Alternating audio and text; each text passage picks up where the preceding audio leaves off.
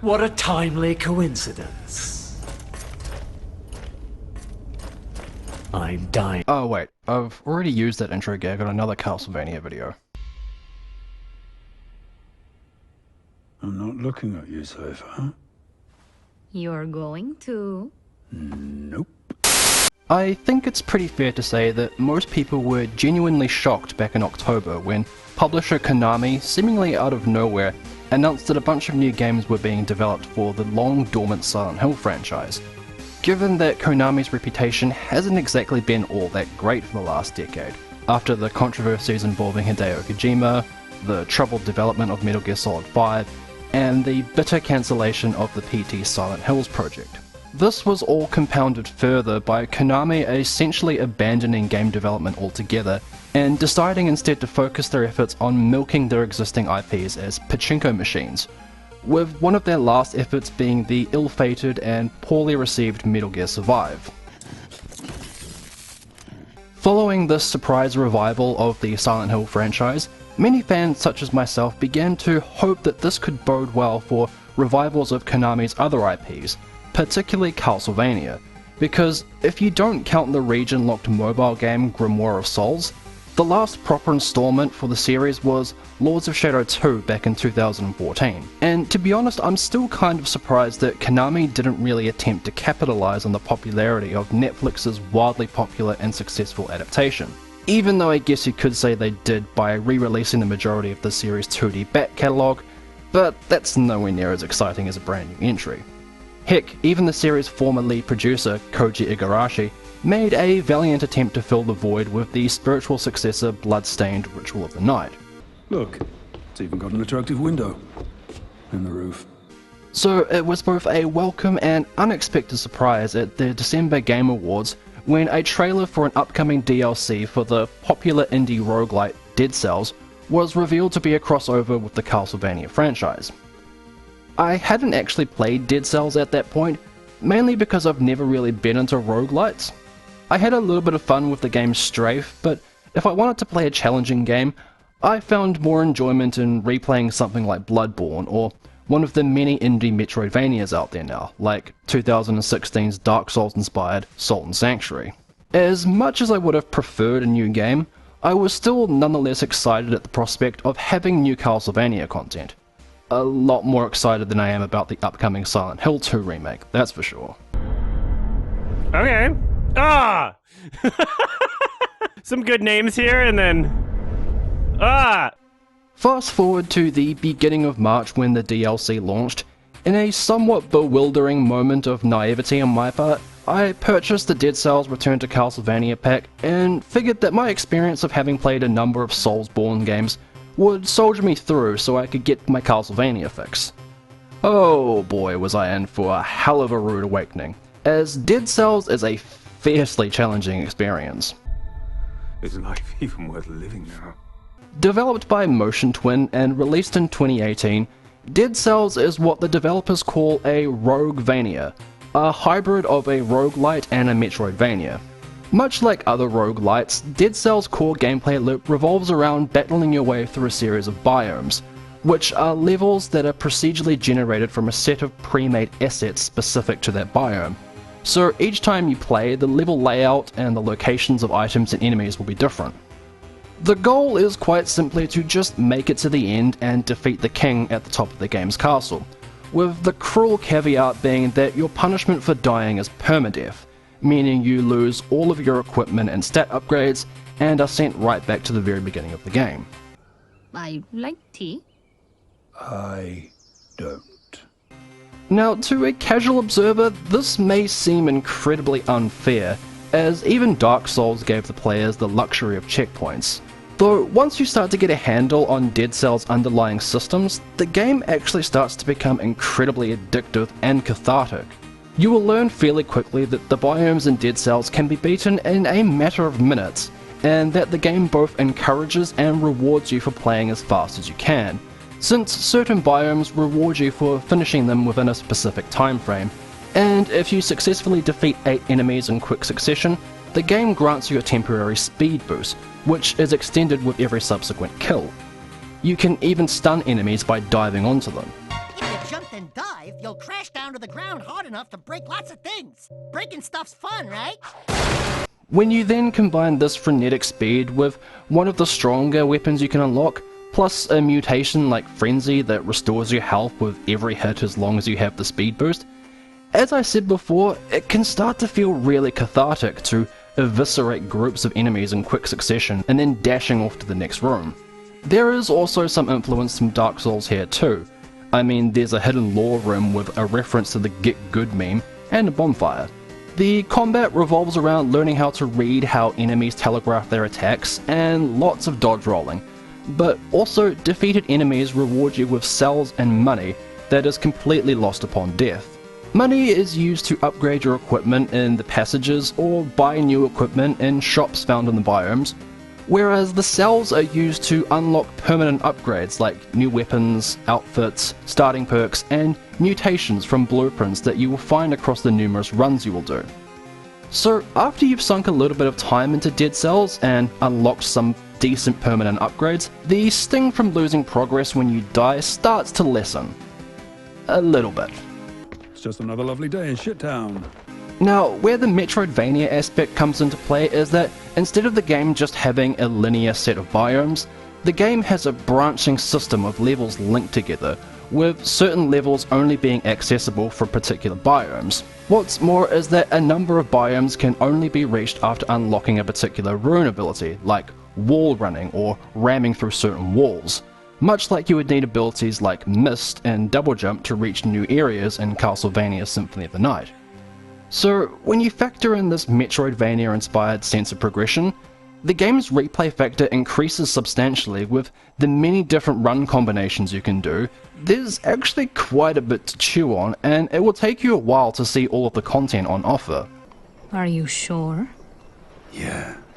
Once I fully wrapped my head around how Dead Cells plays and why it became so popular, the reason why Konami gave the go-ahead for this DLC started to make a lot more sense, as in the original Castlevania lore, Dracula's castle was described by Alucard as a creature of chaos.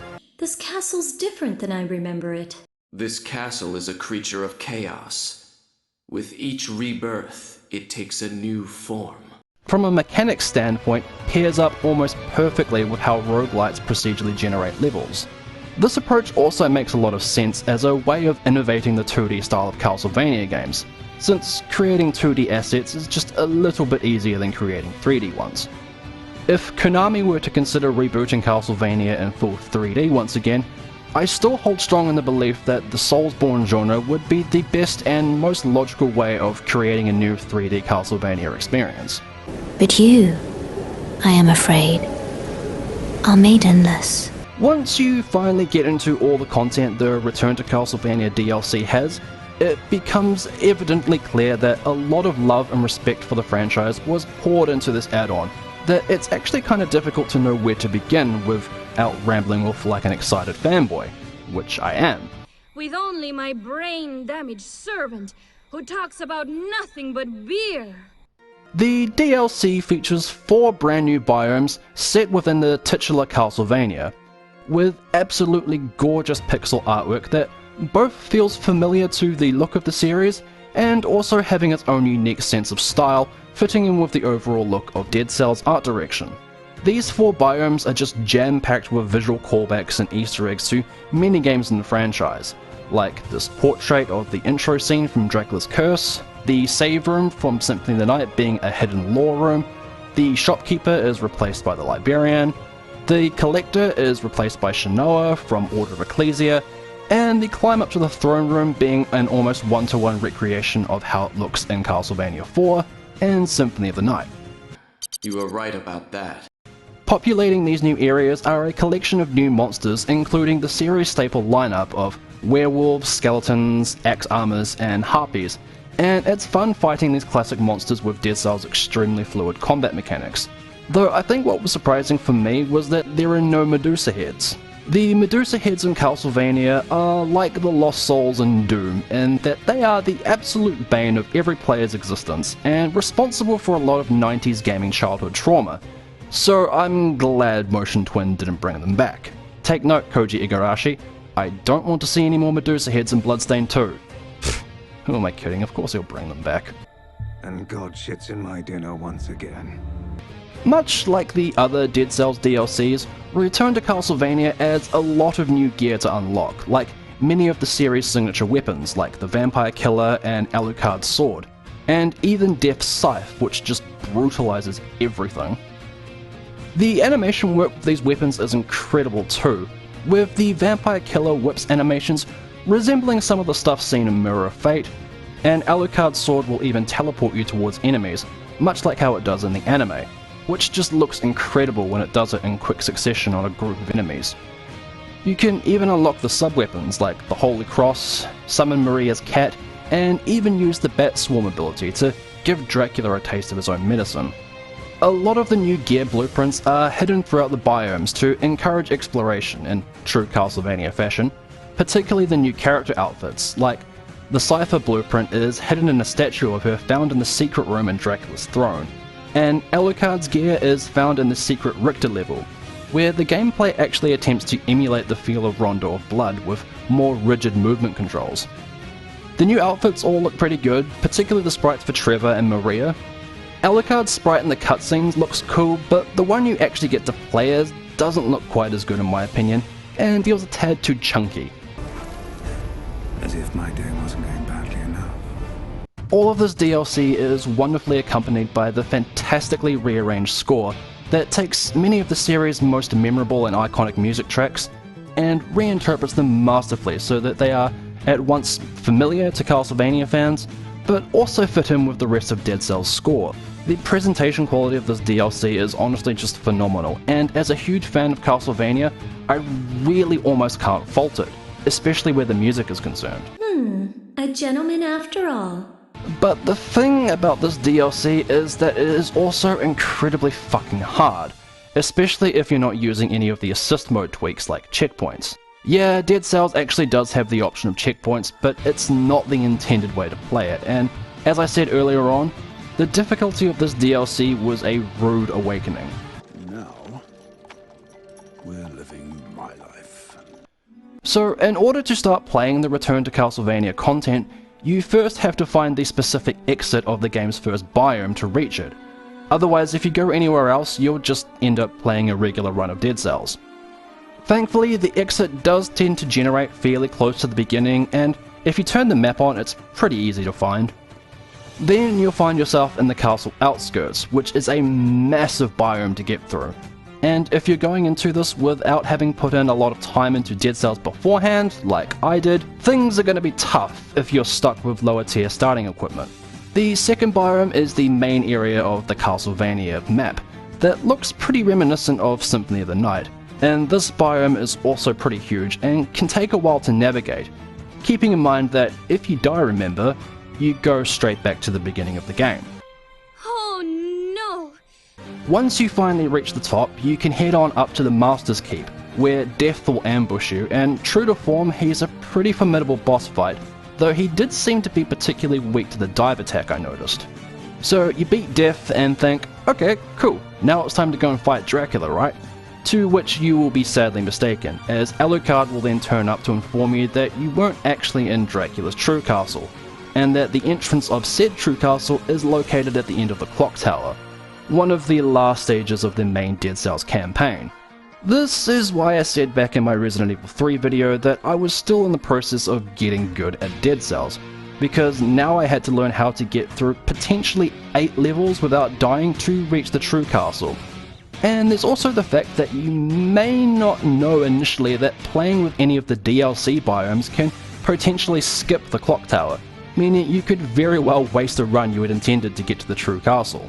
And then the true castle biome doesn't fuck around either, with tougher enemies throughout, and Dracula himself will even periodically show up to hassle you. You must be the Belmont.